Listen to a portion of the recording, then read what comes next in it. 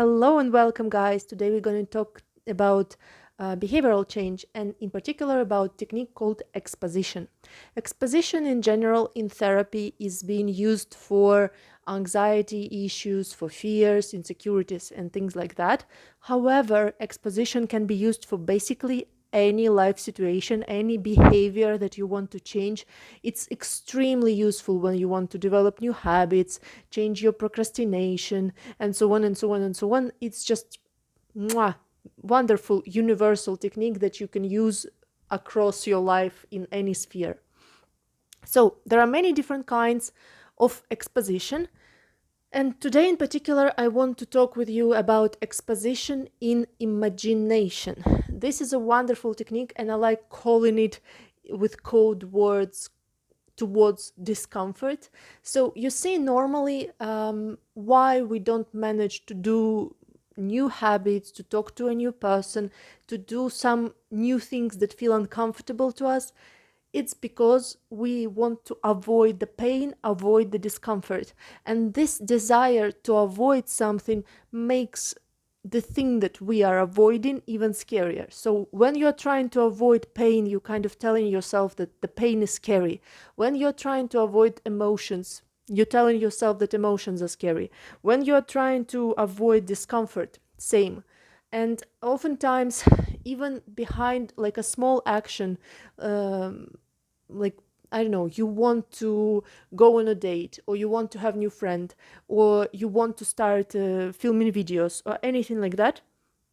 Behind that, you can face many fears that sabotage your progress. Like, for example, you can be scared to get disappointed.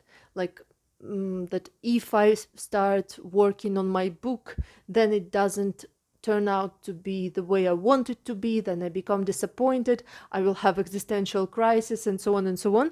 So you see, a simple action of just starting your book can lead to whole ordeal. Or you can be feeling scared of isolation, feeling scared that if you start doing new things in your life, then your older friends or partner won't keep up, or you will be living different lives with them, so you will lose those people. Also fear. Or you might have fear of isolation, fear of also not being as special as you thought you are. Like, for example, if you have this idea that you're special, it will be difficult to start something new and to not be perfect in this. So you see, behind even like small actions, we oftentimes have a lot of discomfort or fears associated with that. And this is why it's so difficult to make us start new things. However, there is this law that as long as you are trying to run away from something, it has control over you and it scares you more. However, if you accept it and if you step towards it, it stops being so scary and it begins to feel normal. And this technique towards pain, exposition, and imagination can be used in many, many, many different situations. But for example, let's take example of procrastination about sport. So here the technique towards imagination would be closing your eyes, imagining yourself starting to work out. Like, maybe you take out your yoga mat, you lie down on it, you do some exercises, and in your imagination you kind of make yourself experience the workout. You feel your muscles burn, you feel your tiredness, you feel how you feel if you start exercising, you feel your heart beating faster, and so on and so on. So kind of in your imagination, you're building up to that experience. And even doing that in your imagination is already wonderful exercise against procrastination. So your task is to close your eyes and imagine in detail how this discomfort of exercising will feel for you, and imagine how you are doing it. And yes, this I said. And while you are imagining it, repeat to yourself something like a mantra saying things like, this pain makes me free, or this discomfort makes me strong, or I am brave, or something like that, like, like kind of supporting phrases. And after that, when you have been tolerating the discomfort for some time, imagine yourself coming out of this as if you're coming out of a cloud or coming out of some park or whatever, and then you see yourself free and not in pain anymore, and how you would be proud and how you would be happy that you actually did that. This is a wonderful exercise it because our brain works in such a way that we don't have to actually do something to fool our brain into experiencing it. And if we just imagine a certain thing often, then our brain experiences it as if it was real life. So if you expose your mind to, let's say, to workouts in your imagination, it actually conditions your brain to liking workouts. If you expose your brain to certain, like plot in your imagination, like I'm going towards pain, I even like this pain and discomfort, I welcome it, and after I go into it, I get out of there, and it makes me stronger, it makes me free, and so on. You condition in your brain to think that way. And it's really, really important, because this way we kind of teach our brain to like the thing that it doesn't at first. So what is also important to know is that it's impossible in your life to avoid pain, to avoid any kind of discomfort. And actually, the ability to tolerate discomfort is behind anything successful or wonderful in life. Like, if you want to maintain your health, you have to tolerate some discomfort. If you want to have wonderful relationships, you have to tolerate some discomfort, to make compromises, to face your fears of losing that person, to face your anxiety about relationships, and so on and so on. So when you want any positive change in your life, you cannot avoid facing discomfort. So in this technique, instead of running away from discomfort, we learn to face it, and we learn to welcome it, and to say, like, yeah, I love discomfort, it's wonderful, and please give me more. Something like that. And actually, we can kind of condition our brain to like even sort of unpleasant experiences. Like, for example, if you go out and it's raining and you are telling yourself, wow, my favorite weather, and kind of pretending to be excited, partly your brain will believe it. So it's really useful to use it. What is also important when this technique can be used as well. We described first experience is like exercising. Second experience, if you are procrastinating because you, let's say, are scared to try working on your creative project and finding out that you are not as special and talented as you thought you are. So you can imagine in your imagination how the discomfort of finding out that you're not as talented would feel like, and say to yourself, like, yes, this is uncomfortable, and I go towards this discomfort and I welcome it, and this makes me stronger, and you kind of decide and go there. So second example is working on creative projects.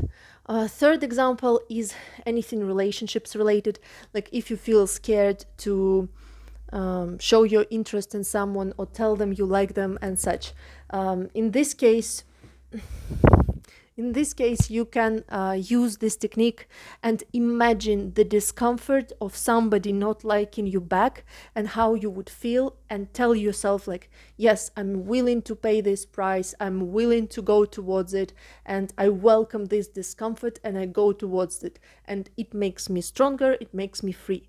So, and also important to imagine, to have the image in your head as well, because our brain doesn't work only in thoughts.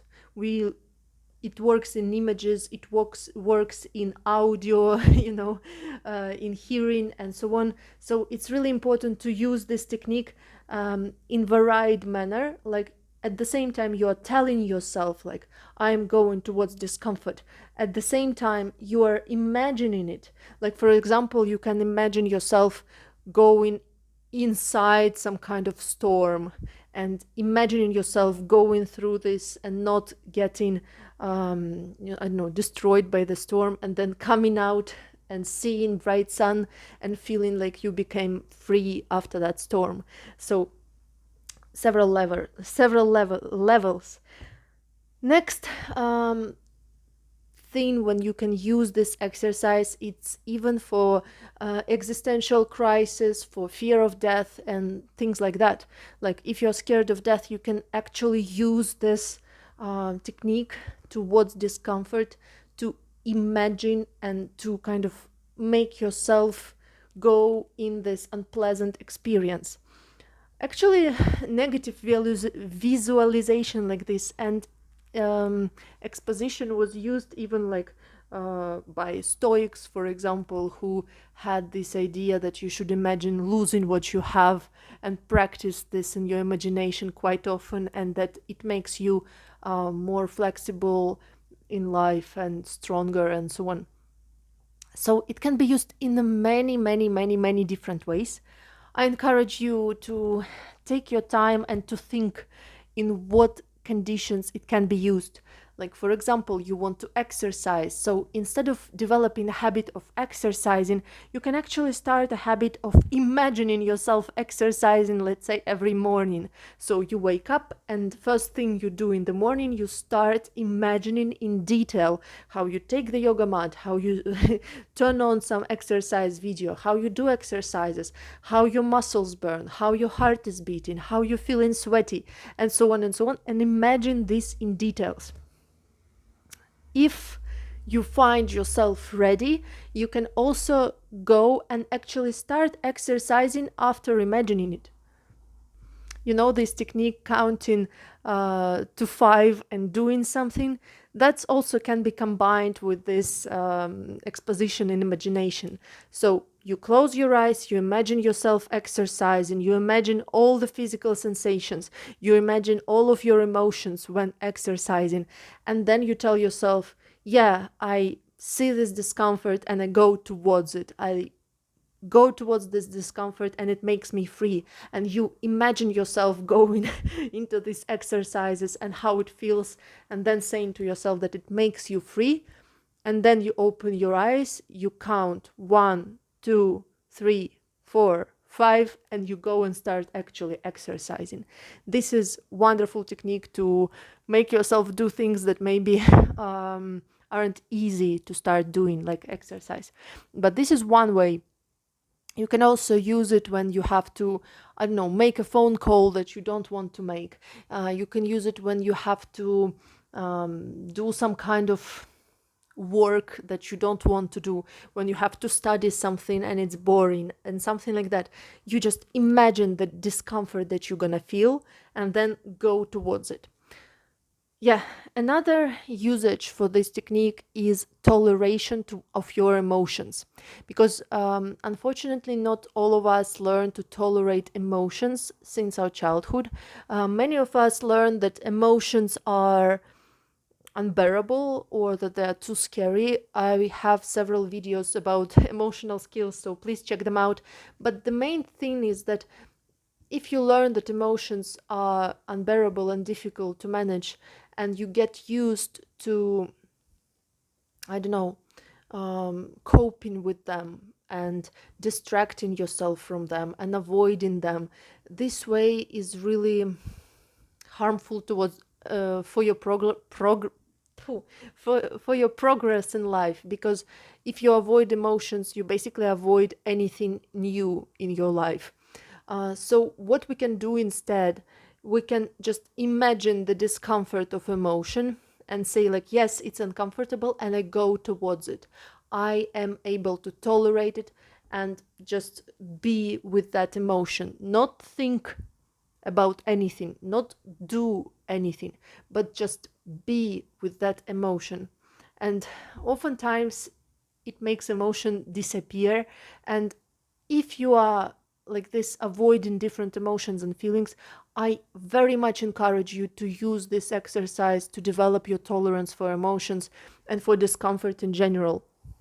And by the way, this is wonderful technique, because once you learn to tolerate discomfort in some areas of your life, you will see how discomfort becomes more and more tolerable in other areas of your life.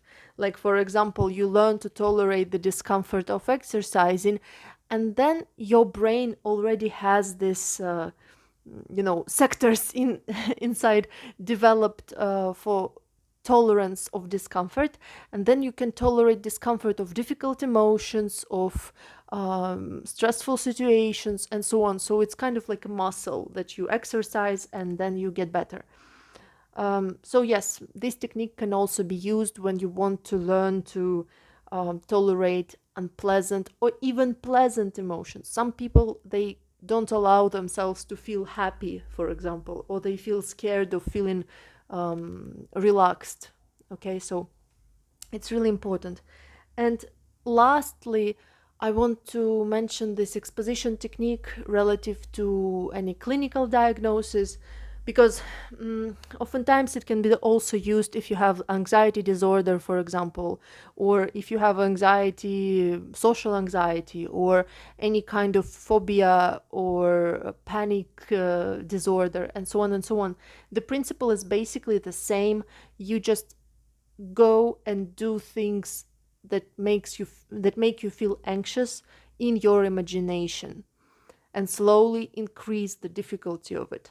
Like, for example, if you are scared of going on a date, you close your eyes, you imagine yourself going on a date, you imagine how you're gonna feel on the date, you imagine yourself saying something stupid and how you're gonna feel inside, and you tell yourself, like, yes, I go towards this discomfort, I welcome it, and it makes me free, it makes me stronger. So this is the same, basically same technique, but you can use it for different things. And please don't compare yourself with others, because for someone, going towards discomfort is giving a public speech or something like that, and for somebody else it's simply going out of their home and going to a supermarket or something like that. So everybody is different. So if you're currently having issues with social anxiety or any kind of anxiety, or fears or phobias or panic attacks and such, you can use this exercise, imagining what scares you in your imagination, and this is gonna help you heal that issue. And this is exactly how anxiety disorders get treated. This is one of the main methods: exposing yourself to discomfort and getting used to tolerating it, getting used to tolerating your uncomfortable physical sensations, uncomfortable emotions, and so on. Because emotions or physical sensations cannot do anything for you, I mean, any harm, and you just need to tolerate them and to learn that they are fine. Just the same way as we tolerate, let's say, hunger or thirst or headache, in the same way we can tolerate anxiety or panic attack or something like that. And in the same way we can tolerate discomfort of trying something new. Yeah, so if you're scared of something, that's normal. People get scared. Our brain doesn't always work with joy about new situations. So instead, we just need to do things while being scared, and to accept this fear, and to learn to tolerate this fear, and to bear it inside us, and not fall apart and just say, like, yeah, I'm afraid. Yes, I'm scared, and I'm going towards this discomfort, I'm going towards this fear, I'm going towards this potential pain, and that's fine. That's fine, that's part of human condition. Unfortunately, we cannot avoid discomfort and pain, but once you start doing this exercise often, your ability to tolerate discomfort increases a lot, and you will even start loving doing something new or uncomfortable. It's kind of like exercise, you know. Nobody likes what to say. Nobody just wakes up one day and like, oh, I would really love to run a marathon. No, people start exercising for various reasons, and then they get into it, and then they even get addicted to it because it's so wonderful. And oftentimes we look at them from the outside and we don't understand, like, why are you doing it? It sounds insane, but this is because we don't see the rewards that they are getting. But actually there are wonderful rewards from exercise, and it makes you feel wonderful. Same with that technique. Once you, at first it's uncomfortable doing that, but little by little, little by little, it will develop this resilience for you, and you will find it joyful and exciting and adventurous to do this technique for new and new things. And also, it's kind of like maybe like getting used to cold water. At first you're horrified, but if you swim in cold water every day, your body adjusts and it becomes wonderful for you.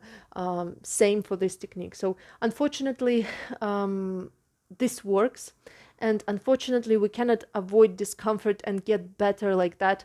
We need to go towards that discomfort, but of course we need to regulate the amount of this discomfort, and this is why we do this exercise in imagination, because this way we regulate the amount of stress we get in from it and don't overdo it.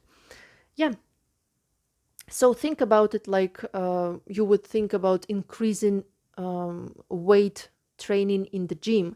Like, you don't start lifting super heavy things, you start lifting very light things, and then you slowly progress. Same here, you don't start immediately I don't know, writing your own book and doing it wonderfully. You start doing small light things, like doing it in your imagination and using other techniques to slowly increase the difficulty.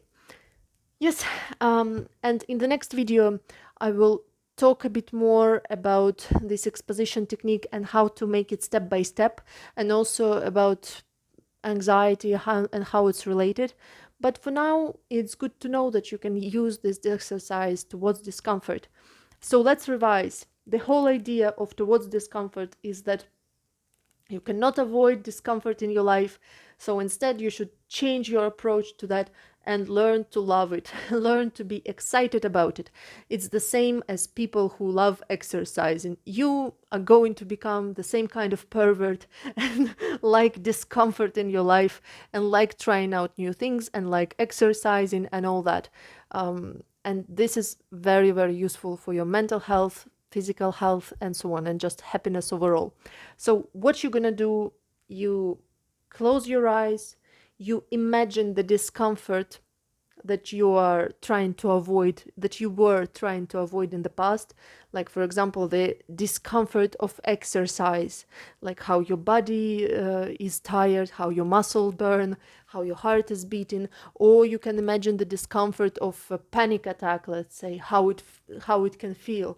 Or you can imagine a discomfort of getting ashamed of something in public, and you just imagine it in your body, in your emotions, and tell yourself, like, yes, this is the discomfort, I accept it, and I step towards it, I go towards it, and it makes me free, it makes me stronger.